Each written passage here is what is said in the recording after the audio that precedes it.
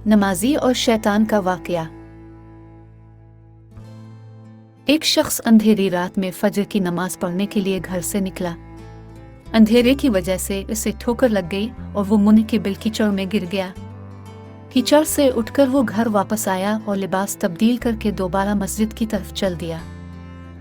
अभी चंद कदम ही चला था कि दोबारा उसे ठोकर लगी और वो दोबारा कीचड़ में गिर गया। कीचड़ से उठकर वो फिर दोबारा अपने घर गया, लिबास बदला और मस्जिद जाने के लिए दोबारा घर से निकला। जैसे ही वो अपने घर से बाहर निकला तो इसके दरवाजे पर उसे एक शख्स मिला जो अपने हाथ में रोशन चिराग थामे हुए था। चिराग वाला शख्स चुपचाप नमाजी के आगे मस्जिद की तरफ चल दिया। इस मर्तबा चिराग की रोशनी में नमाजी को मस्जिद पहुंचने में किसी दुश्वारी का सामना नहीं करना पड़ा। वो खैरियत से मस्जिद पहुंच गया। मस्जिद के दरवाजे पर पहुंचकर चिराग वाला शख्स रुक गया।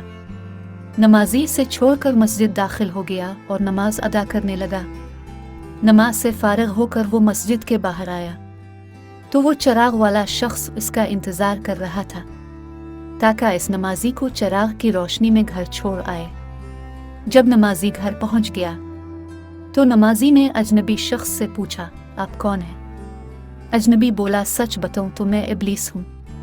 नमाजी की तो हैरत की इंतहा ना रही। इस अजनबी की ये बात सुनकर नमाजी सोचने लगा, इब्लीस शैतान कैसे मुझे मस्जिद तक छोड़ सकता है?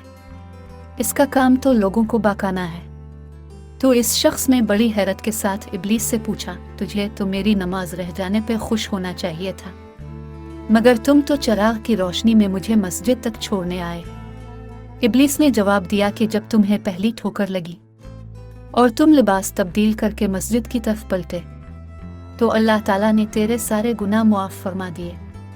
जब तुम्हें दूसरी ठोकर लगी तो अल्लाह ताला ने तुम्हारे पूरे खानदान को बख्श दिया, जिस पर मुझे फिक्र हुई कि अगर अब तुम्हें ठोकर लगी तो अल्लाह ताला कहीं तुम्हारी इस अमल की बदौलत तुम्हारे सारे गांव की मगफरत ना फरमा दे। इसलिए मैं चिराग लेकर आया हूँ कि तुम बगैर गिरे मस्जिद तक पहुँच जाओ। इस शख्स ने जैसे ही ये बात सुनी तो इसने अल्लाह ताला की बारगाह में अपना सर झुकाकर अल्लाह का शुक्र अदा किया। तो दोस्तों, ये है हमारे रब की शान। सुभान अल्लाह।